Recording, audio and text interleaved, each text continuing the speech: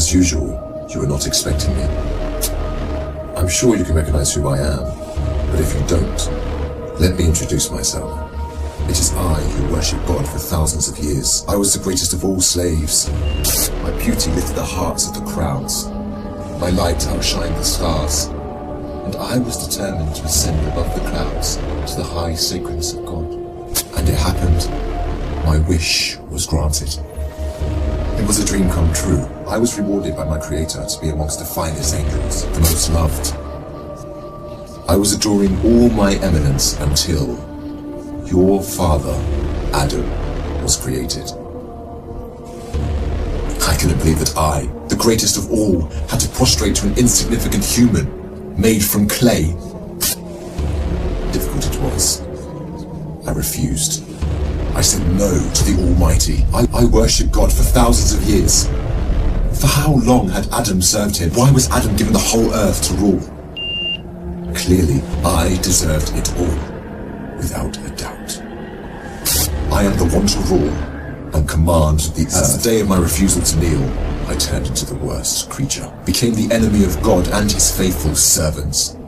God promised me to enter hell on the day of judgment and to be held there for eternity.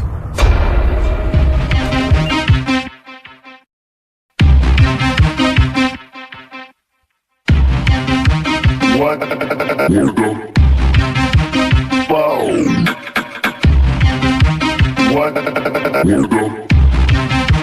What the fuck?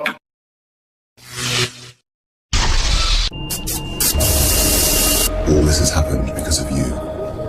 I hate and envy you the same way I envied your father. Since you were born, I have been sinfully harming your life.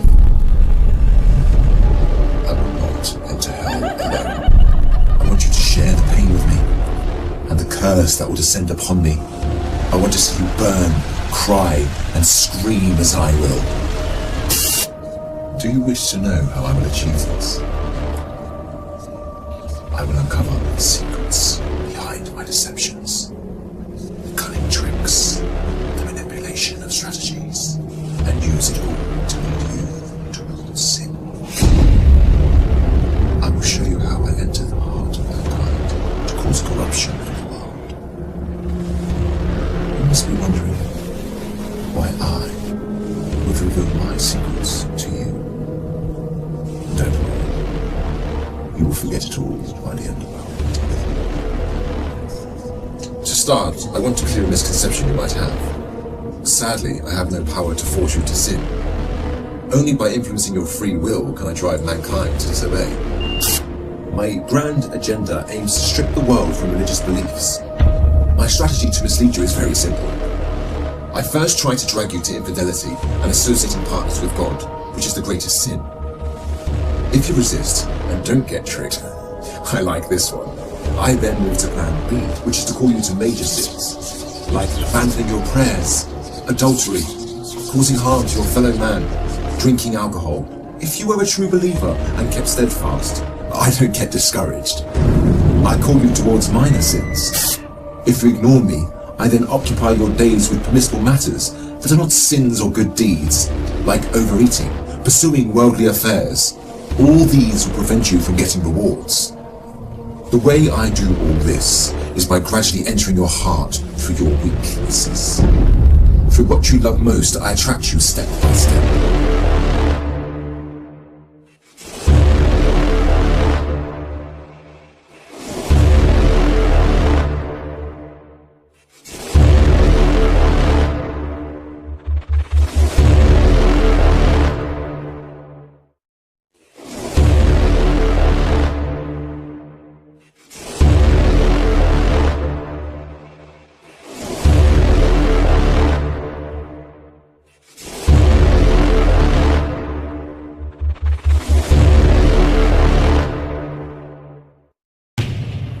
For many in the United States and Canada, it's much more convenient.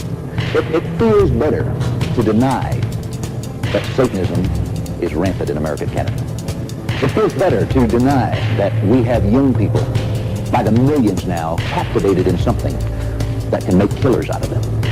And yet, my friend, right now, there are over 12 million teenagers and younger children who are now involved in the occult in one way or another. And denying it isn't going to make any difference. See, whether you believe in occultism, whether you believe that Satan has power, whether you believe that Satan can give you the things that he's promising these kids, that's immaterial, my friend, because they believe it. Satan is glorious, Satan is great, Jesus sucks, whatever. You know, oh, you all are crazy, you're terrible, what are you all thinking there in Oklahoma? I'm going to pray to God that you all die in an accident. And then his closing salvo was words we can't say on camera. I mean, it was basically bleep you, bleep holes, in all shouty caps and exclamation points. He wishes to unlock the gates of this prison to release the devil from hell and thereby destroy the cosmos. A Christian is a sheep. He's a fucking weak-minded moron who is enslaved and does what he's told to do. They like swords, I don't fucking like you. Yeah, play D&D. I like being a dungeon master. And as I interrogated it, it finally admitted it was there by a curse. I said, where'd the curse come from? And it said, a witch. And just... As has already been reported in our local newspapers, on the internet, and on the evening news, a satanic black mass has been scheduled for September 21st in Oklahoma City's Civic Center. Well, I can make it completely convoluted, or I can just say it like it is. I worship myself. I view myself as Satan. I'm not the only Satan. Satan is a title. It's not like every night I go home and light black candles and then, bow down before some deity. I mean, that's not what it is at all. It's more of a way of life and the way that I carry myself. You have to know yourself. You have to be comfortable with the animal that you are, the beast that you are, and know that you're going to do things that other people consider amoral or immoral. But as long as you're gratified in the end and you don't feel guilty because of it, why should you stop? The best way that I can think of to put it is it's a veneration of the free will. Everybody's got free will. It's a great gift. It's the most holy of gifts. If you denigrate somebody else's free will, you denigrate your own. Exercising your own free will without impeding the free will of others. I would say that's what Satanism is, in a sentence. Or I don't know if that was a sentence. It was kind of a run-on sentence. My studies have led me to the origins of the devil, which is Angkor Menu, and he comes from Zoroastrianism, which is the first dualistic religion in the world, meaning there is one good versus one evil. Everything else before them was polytheistic. This was history's first monotheism, first moral dualism promoting good versus evil, first religion to believe in a devil, an end of time, and a final judgment. And he was originally called the angry spirit, the destructive spirit. That's what Angkor Menu stands for. Does it bother you that he is the face for Satanism in Oklahoma right now? Yeah, of course it bothers me, because he's the absolute worst person for it. He's worshiping something other than himself, and to worship something other than yourself is an insult. My name is Adam Daniels. I am the Daster. The Dogma of Angkor Menu. Daster is a Zoroastrian term for high priest. I have the ugliest, dirtiest marks on my record that can be fathomed in this society, and yet I still walk my path. I am still a warrior. I still go after my goals. I let nothing hold me back. After we kicked him out, he was silent for about a year, and then he came back as he was a Satanist associated with some groups in New York and Boston area. He eventually had a falling out with them. Okay, we are a completely separate entity from Satanism, paganism, Wicca, any of it. You name it, we're completely different. Do you consider him to be a Satanist? No. Of course he's not. He's a sex offender. And now it's the angry Mongu or whatever. He says he worships an angry spirit. As far as I'm concerned, he has nothing to do with Satanism. What makes us different is obviously we're taking on the moniker of worshiping the devil. And the major difference is we see the devil as equal to, if not more powerful, than a Ahura Mazda, aka Jehovah, Yahweh, and so forth. They're devil worshippers, and they're an apocalyptic movement, so they seek to promote the end of creation. As the Nazis tried to destroy all the Jews, I believe that we should allow the Christians, the Jews, and the Muslims to destroy themselves and their own stupidity. They want to use Satanists. No, I don't want to be a part. I don't want to be considered anything to do with Satanists. I don't care if they're theistic, atheistic. No, I don't want anything to do with it. Because their concept and how they do things, as far as I'm concerned, lack integrity and lack honor. But since we received our first death threat with guns from our own camp, I thought I'd allow my own camp to see what could possibly be done with melee weapons, as everybody knows I'm far from having a firearm. This church, in many ways, is founded on a warrior-type basis that has honor and integrity. We do things in the light. We will stand up to our enemies, and we will get in their face and fight them face to face. Congratulations! Tom, you have received the biggest douchebag of the Universe Award, presented by the Church of Ornament. And if motherfuckers keep running their mouths, you can earn this great award too! I am Obey Kelsey Daniels. I am Adam's wife and co-founder of this church. So if you want to pick on someone, here I am. Come fucking pick on me. James Hale. I'm the Lord High Master of the Church of the Four Crown Princes. In the name of Satan, ruler of the earth, king of the world, I command the infernal legions to bestow their unholy power upon me. As long as your beliefs are grounded in Satanism, then we accept membership from you. I'm Sarah Chase. I am the Infernal High Mistress. I manage, I guess, the female side of the church, you should say. Could say. I'm Dr. George J. Sigg. I'm an adjunct professor at the University of New Mexico. I'm a historian of religion specializing in esotericism and focusing now on new religious movements and minority religious movements. At least with the term new religious movement, we're trying to say, we're taking you seriously, new, alternative, slightly, unusual religion. We're trying to approach you from a neutral ground and understand what you're about. As far as Satanism, it's separate from magic. It's a way of life. It's a way of thinking. It's a set of philosophies that have been identified as Satanism, which LaVey did. If you believe in those philosophies, you're a Satanist. If you don't believe in those philosophies, then you're not a Satanist. This is Satanism, actually, the acceptance without tolerance, as Anton said. It's just a natural acceptance of people as they really are. And when you come right down to the essence of Satanism, isn't this really what Satanism is? It's the only normal. We're not patronizing. That's right. It's not tolerance. Actually, we're perfectly normal. It's knowledge and acceptance of people as they really are. It's reality. It's practicality. Basically, you just be whatever you want, and as long as you're not inflicting upon the free will of others, then you're good.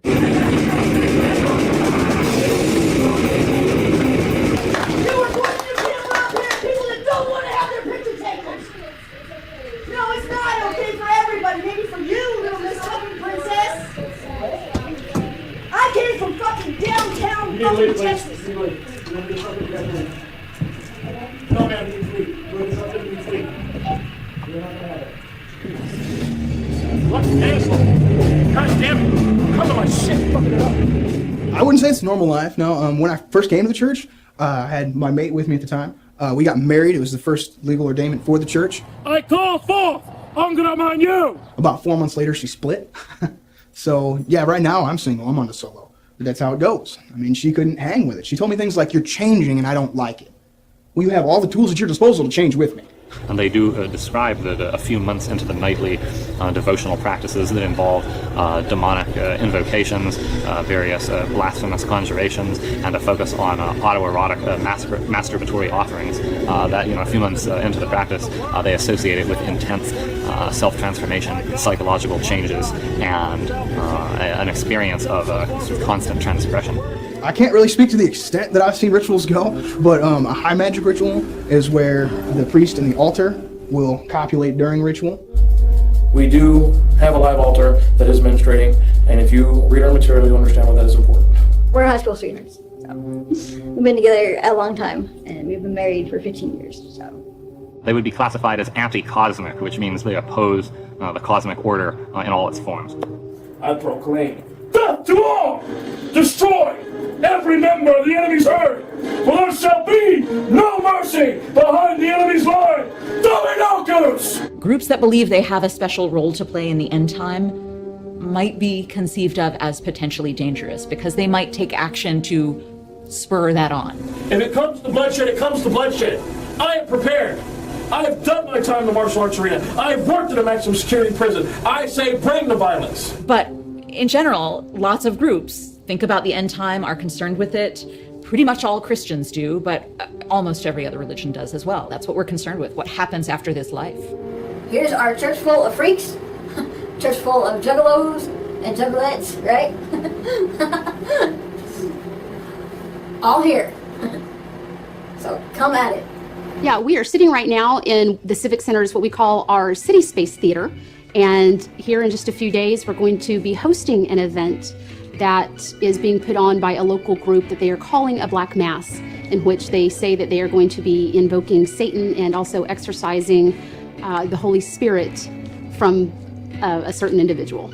If he performs it by the book, it's a violation of Oklahoma law, health codes, and it's pretty disgusting. I think he's completely ridiculous. I think he's a clown, which is kind of funny because he affiliates with these insane clown posse people. I think it's perfect. He's just like a quote jester dancing around in front of the public. Adam Daniels is, in my opinion, a complete and utter joke that happened upon the insane clown posse, who was also a joke but figured out how to make it work by taking the biggest rejects in society and telling them that they're special, and that's basically who his membership is. I am a juggalo.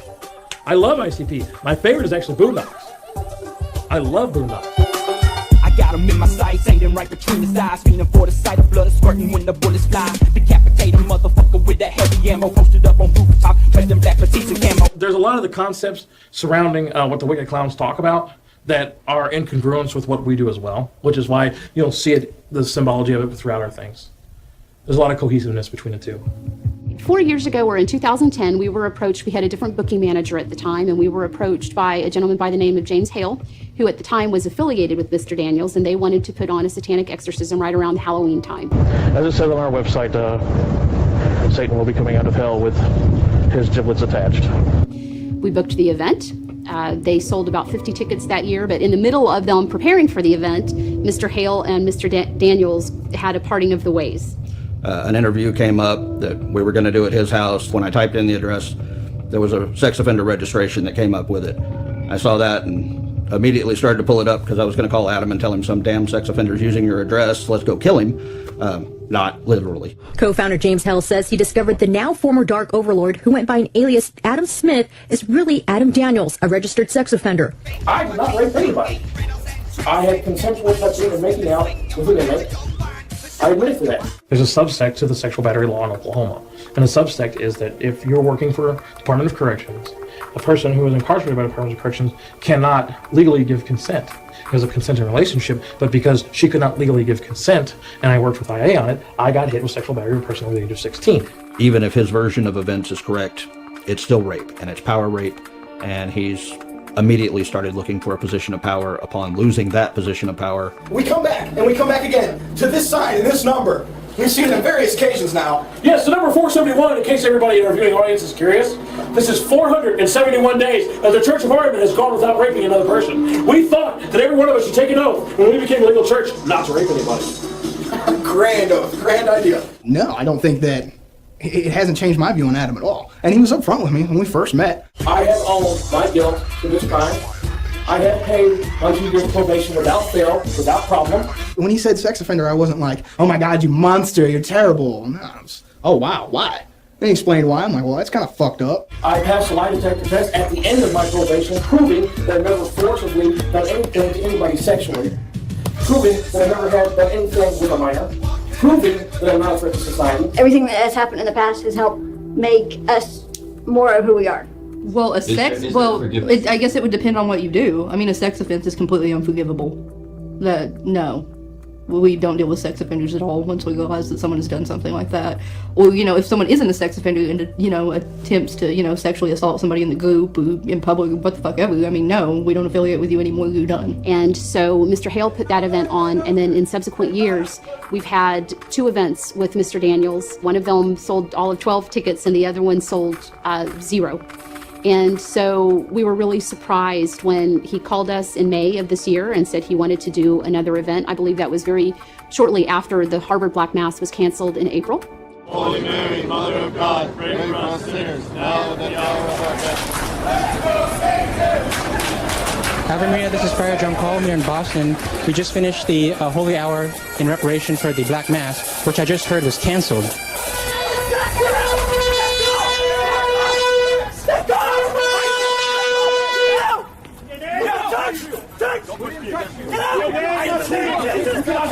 Do you really want the stain of doing a satanic ritual on your fucking permanent record when you try to get a fucking job, young man? Every person in my group no longer gives a fuck. We no longer care. You're taking, like Malcolm X, it only takes one person who does not give a fuck to change the world. Well, now you got a group of them.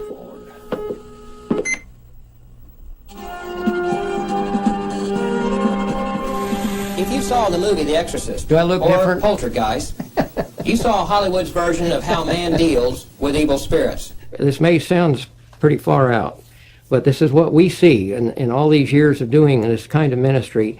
Exorcisms, or casting out demons from people, is very real, and in fact is an everyday occurrence.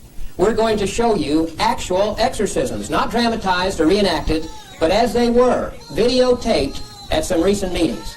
My name is Everett Cox, and I'm a mortgage banker, an ordinary businessman involved in this volunteer work of setting people free from the real enemy.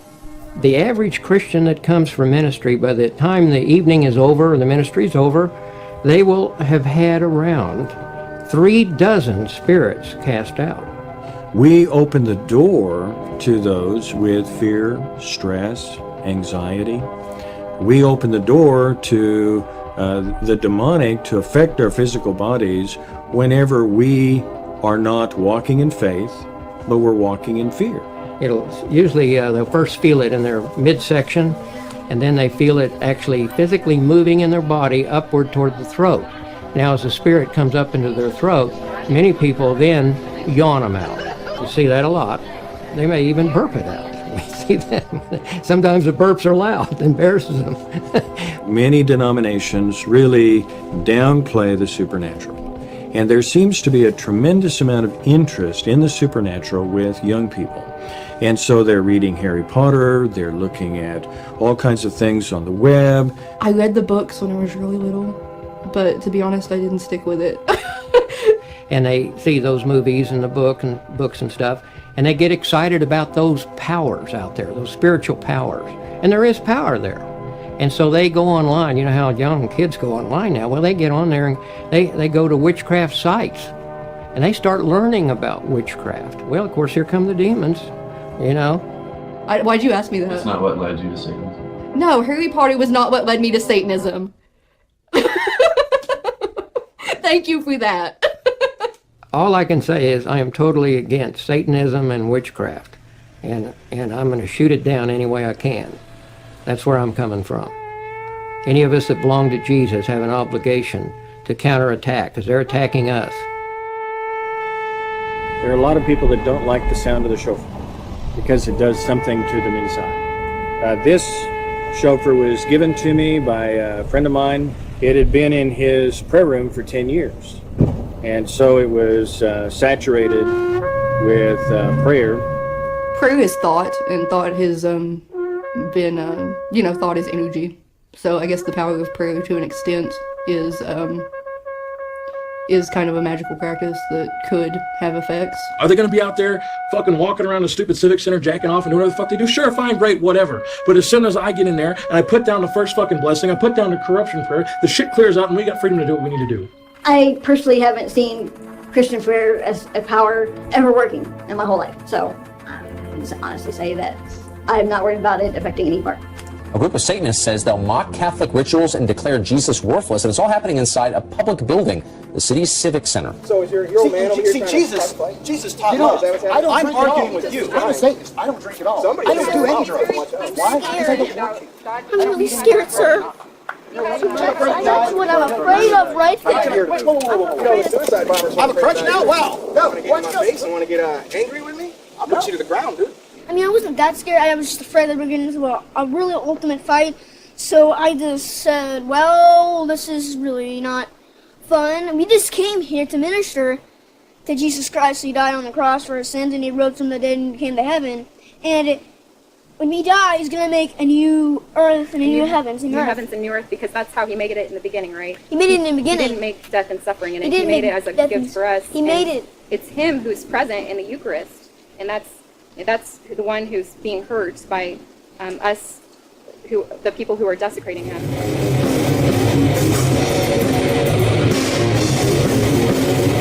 A black mass inverts the action and meaning of our Holy Eucharist in order to mock Christ's sacrifice and worship the devil through an orgiastic ritual of pain and perversion. Dr. Daniels believes in a spiritual war between the devil and his various demonic allies against God, the angels and servitors of God, and various forces supporting the cosmic order. So the Black Mass is actually a form of spiritual assault directed against these enemy figures. There was this white dude in this gray shirt. He literally was over here. He took anointing oil, he made a cross, he splashed it, and he made a prayer, and I caught him in the middle of it, and he took off. That's how stupid this is getting, guys. That's how stupid Oklahoma is. happens at my church. They think that we're in here and we've got a goat that we just bought and we're cutting the goat's head off and somebody's drinking the blood, and no. It was something that the Catholics accused Satanists of doing on a regular basis. It included things like, kissing goats on the butt and drinking urine, throwing urine all over the place, feces. It's structured. You move here at this time, you move there at that time, and you have to say these specific words. Yeah, it's like a real Catholic Mass. I wondered if the Civic Center would permit a group to come in and rent the space to burn a Koran. I would hope they would not, but this is equally abhorrent. Government cannot interfere in speech. And where the city has tried in the past to thwart an individual's freedom of speech on city property, we have been taken to court, we have been sued at taxpayers' expense, and we've lost those cases. And should the governor, or should the mayor, decide to stop us because of your protests and your petitions, not only am I going to sue the city and the state, I'm going to sue you too. Because it is my right as an American citizen to express my religion. If they start picking and choosing which religious groups they'll rent to based on whether they like things or dislike things about that group, it becomes an Establishment Clause violation. When you have a group that does this, not just because they want to do their own little worship, but they are provoking anger and hatred among the community, the city can step in and say, you know what, that's not worship, that's not free speech, that's mockery, and you're inciting violence. When a culture considers something like a black mass as a legitimate form of speech, then we're in dark days, we're in dark times. It's not right to use the First Amendment as a billy club to beat Christians over the head. Black Mass is a direct attack on our Lord Jesus Christ and the body, blood, soul, and divinity in the host. That's an attack on objective truth. When there's an attack on objective truth, there must be somebody there to defend it. Defend us in battle. Be our defense against the wickedness and snares of the devil. Oh my God, they're going to desecrate Jesus Christ themselves. Everybody has a right to a freedom of religion. But in this case, we believe they don't, because what they're desecrating, if they actually still have a consecrated host, is the body of our Creator, and no one has the right to treat him in that way. Even that act is not enough to tell somebody in a public facility that they don't have a right to speech. You have the right to say things about other people, about their religions, even if it is offensive. The devil is alive. He's real.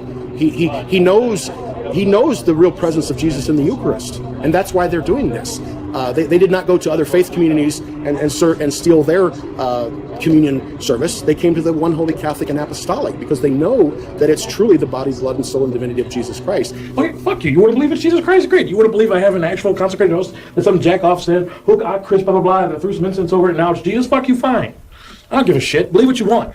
Because you already believe it anyway, so I'm just going to fuel that shit. A satanic black mass is scheduled for next month, and now the Catholic Archbishop of Oklahoma City is suing to stop it. It was kind of a slow beat at first, like it has been for the past few years. We got a little bit of local media, but nothing really big until Coakley popped off. And when Coakley popped off, then it was just raining in. The stolen consecrated host, which has been obtained illicitly from a Catholic church, is to be desecrated the vilest ways imaginable as an offering and sacrifice to Satan. Every few hours, somebody's calling. Can I get you to speak on my blog? Can I get a few quotes from you? Daniel says the consecrated host he plans to use September 21st was blessed by a Catholic priest from Turkey who was beheaded by Muslims 3 weeks ago. He's kind of winning the war here already with all of this publicity, don't you think? That this is, sometimes these things are better left ignored. The magical cookie, it was stolen, then it wasn't stolen. I think I know he shops over on Northwest Expressway at the Catholic Supply Store, and they sell little packages of the Eucharist unblessed, and I'm pretty sure he bought a package. We bought 1,000 communion wafers. I doubt very seriously he entered a Catholic church. I doubt even more seriously that he's got some overseas dark minister who's actually a Satanist pretending to be a Catholic that blessed it for him. No Catholic priest mailed us shit. This whole idea, the childhood game of telephone, where you're sitting in a circle and one person starts off with a message and each person tells the next person next to them that same message, and when it comes around the circle, it's a completely different message. And since everybody wanted to talk about ISIS beheading people, I just thought I'd add it in there. So did you start that rumor? Of course I started that rumor. Rumors are power. The more you talk, the more you think, the more people talk, the more things get going, the more bullshit that applies to you, the more power base you have. And the more infamy we gain for whatever the fuck we can come up with, the better. Over 215,000 people have signed a petition in protest, but the event is still set to happen just a few hours from now. Shame on you! Shame on you! Out of your panties! It's not working for your lady. I'm standing here. It's not working. No man. You are a sinner. You need a Savior. We're against the Satanists, but we're against anyone that doesn't believe only in the Word of God. So why do we have jets? Why do we have everything we need? Science. Wait. Yeah, science put all that material on the ground, didn't it? People are freaking out over it. It feels like there should be bra burnings and people talking about civil rights, and it's just interesting. We have the internet in our pockets, but we can't love the person standing next to us and respect them. Santa is coming. And I can give you a date. God's story outside about himself, so he made us to feel better. We have to love them as Christ loved us. We gotta love those inside that say they hate us. We will love them in return. But do you think the Civic Center should allow them to be inside doing this? No, I don't think they should. Because I think the laws of the nation ought to reflect the laws of God.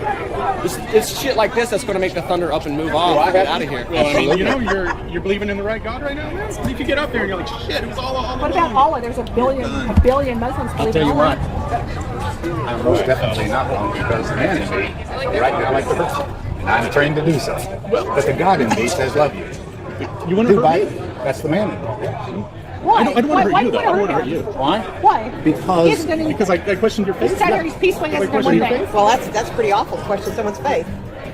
There has to be a fucking villain. If you want change to occur, there has to be a bad guy. There's got to be the fucker who's saying, fuck you, we're not doing this anymore. The Bible's totally logical. If the Bible's not logical, then we're wasting our time reading this. The Bible's totally logical. The Bible is, it's all truth, all divinely inspired.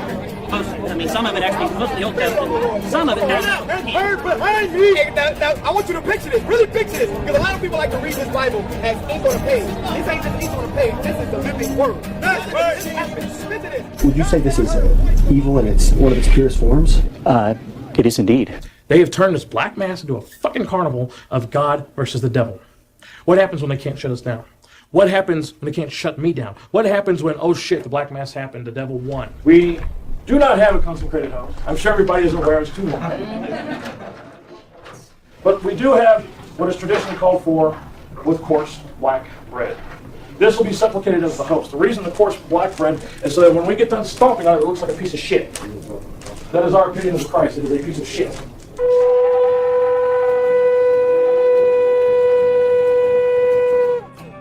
I believe in the power of the sacramentals, the rosary. I wear a scapular. I have this medal with St. Benedict's blessed on it. I have holy water in my house. I try to attend daily mass. I went to confession yesterday, so yes, the spiritual warfare is alive. We are engaged in a war. It's going to go on until the end. I do believe in spiritual warfare. I believe there's a way of directly and indirectly attacking someone and someone's spiritualness. Dead skin, nails, hair, particularly like menstrual fluid. These things are really powerful to demons. And you can use these to fuel a ritual or fuel an attack against someone. The power behind all the dead blood that comes out of a menstruating woman can calm all of the demons around this female, and it gives the demons enough power to corrupt an entire village. We acknowledge and confess our past error, renouncing all past allegiances. We proclaim that Satan, Lucifer, rules the earth. I thought it was always just like rumors and legends. I didn't know it was legit. There's a surprising amount of organization. From what I gathered, it was just as boring as a Catholic Mass. Was there Latin involved? They mocked the Eucharist and stomped a piece of black bread, made it look like a pile of shit. They replaced piss with vinegar and blessed the 4 directions. Name Satan, we bless you with this, the symbol of erotic life. With the dildo. A big floppy dildo. I need to buy that one. But yeah, with a big phallic symbol. And then after that, we're going to be doing an exorcism on me. Well, that's kind of a joke because in the first place, anybody that was participating in that, they're obviously not a Christian. And they're not going to have the Holy Spirit. There's no Holy Spirit to cast out. How many goddamn serial killers, how many goddamn murderers in the name of God have done sick shit? So you want to tell me that if a fucking demon, which is supposed to be a fallen angel, can possess a person, that a fucking angel can't do the same thing? During the ritual, I know I felt, because I know I started with my hands together like this, and during it, I literally felt my hands pulled apart, and then it's almost like I could feel something here grab and kind of pull at my midsection. I saw eyes mostly looking back at me, many of them. That's the best way to describe that, but a lot of what I saw is really hard to put into words. Come on, Jehovah, slave master. The power of Ahmed compels you. Come on, Jesus Christ, Son King, who eats the brains of the living. So you're saying that you don't want demons to enter in people of your church? Of my people, no. So now, controlling other people, though. On the average Joe Blow, that's a tool. That's no different than, say, my antheme. If you're not part of us, you're not one of us, you're no different than anything else. You're a tool to be used. So how was it? You were actually in there. This guy was actually Very dark. very dark. How was the exposure? Was not great. Did you get any demons on camera? I don't think so. Most Satanists, if they're completely honest with you, will tell you that they've never visually seen a demon. I've never visually seen a demon. Demons are around us all the time. As he said, angels are around us all the time. But when they're shown to you, when you can feel them come up and shake your hand, whole different experience. They were a lot more aggressive this time. I forced my mouth open. I felt as if I had a bar or an arm in my mouth. Well, they are messing with things that are real and powerful. All authority of Satan is broken over Carl. We give you praise. No, I've never seen an angel. I've never seen a demon. I've seen many demon manifestations.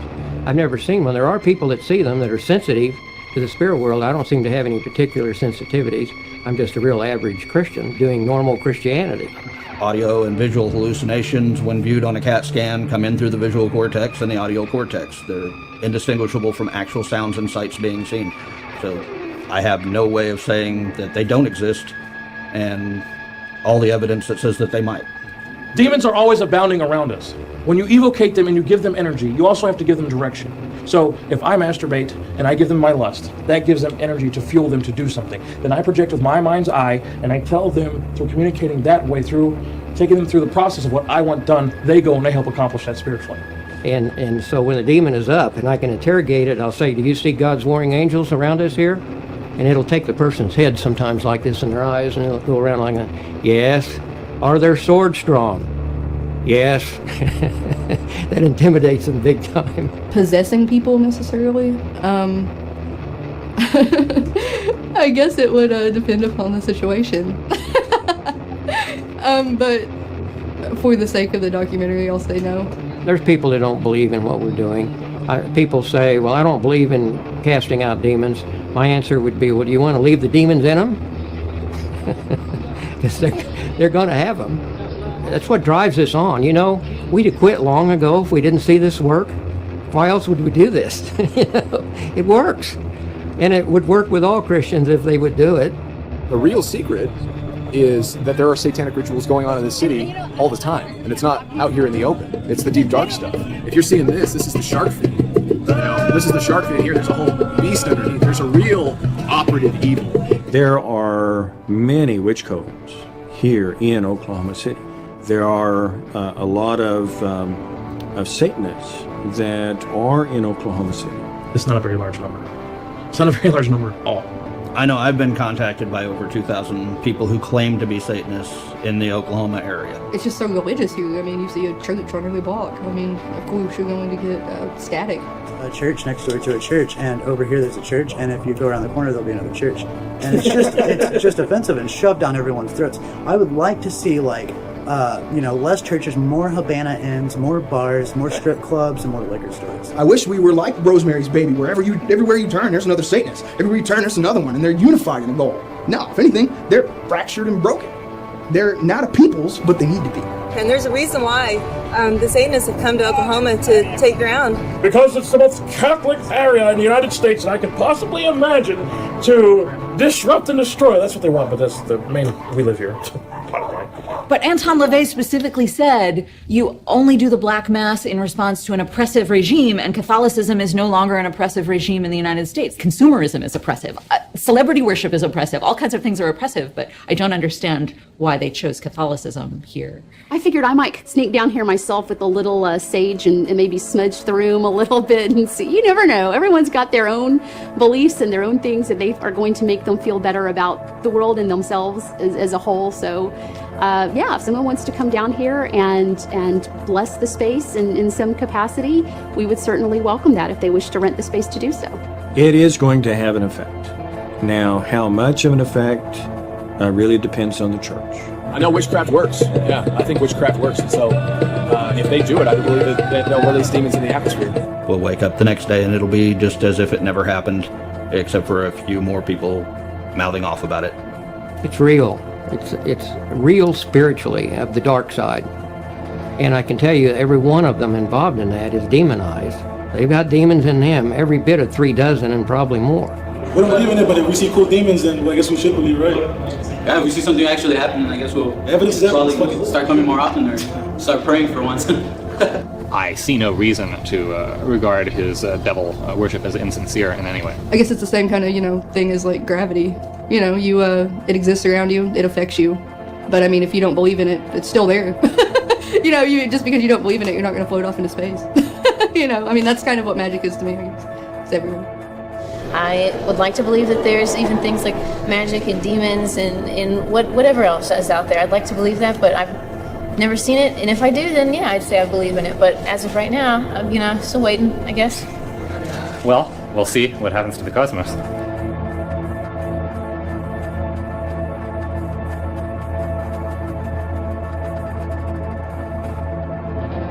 By beautifying this world in your eyes, I make it magical. Hard to resist, tough to reject. Wealth, power, fame, and women become the center of all thoughts, the core that the whole world orbits around.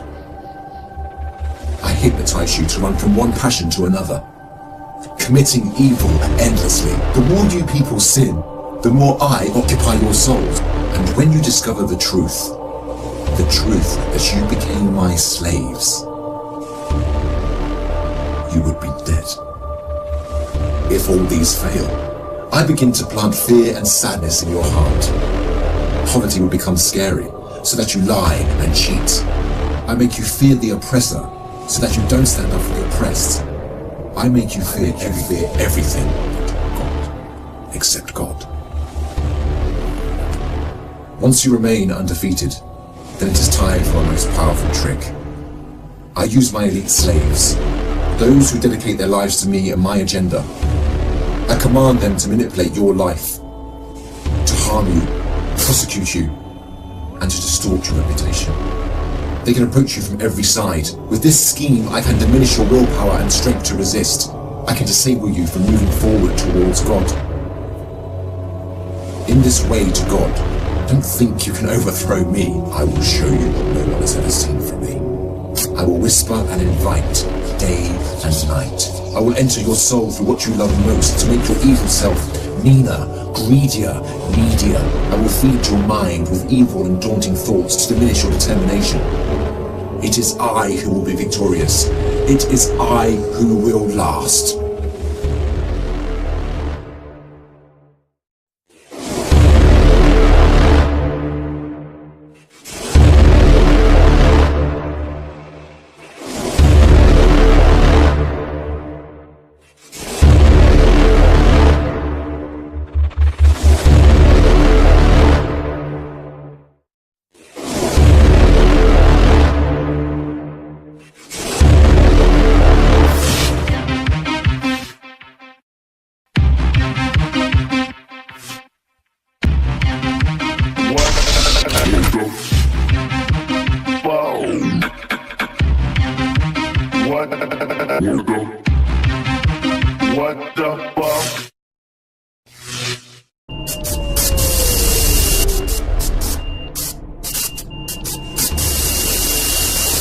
As usual, you were not expecting me.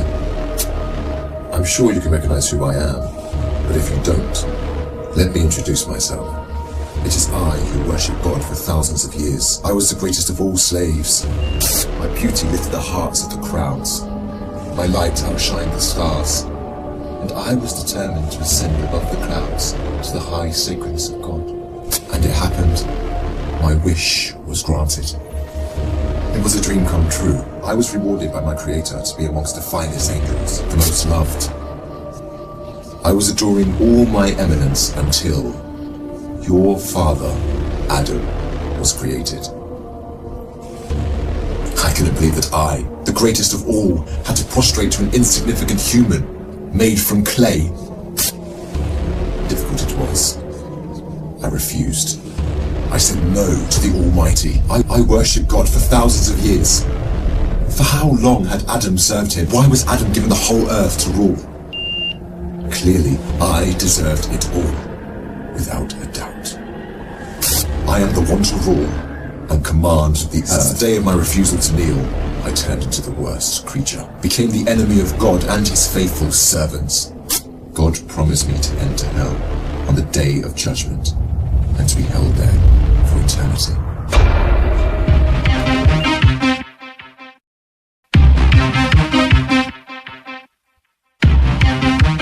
What the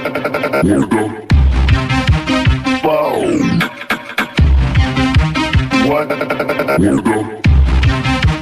What the fuck?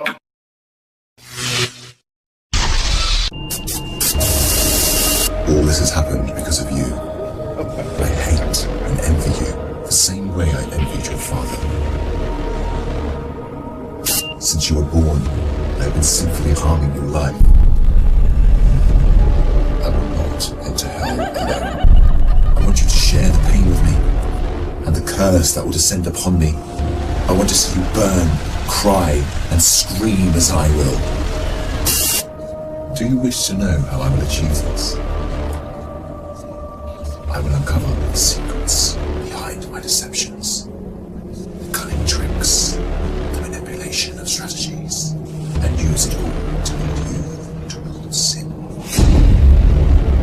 I will show you how I enter the heart of mankind to cause corruption in the world. You must be wondering why I would reveal my secrets to you. Don't worry. You will forget it all by the end of our meeting. To start, I want to clear a misconception you might have. Sadly, I have no power to force you to sin. Only by influencing your free will can I drive mankind to disobey. My grand agenda aims to strip the world from religious beliefs. My strategy to mislead you is very simple. I first try to drag you to infidelity and associating partners with God, which is the greatest sin. If you resist and don't get tricked, I like this one. I then move to plan B, which is to call you to major sins, like abandoning your prayers, adultery, causing harm to your fellow man, drinking alcohol. If you were a true believer and kept steadfast, I don't get discouraged. I call you towards minor sins. If you ignore me, I then occupy your days with permissible matters that are not sins or good deeds, like overeating, pursuing worldly affairs. All these will prevent you from getting rewards. The way I do all this is by gradually entering your heart through your weaknesses. Through what you love most, I attract you step by step.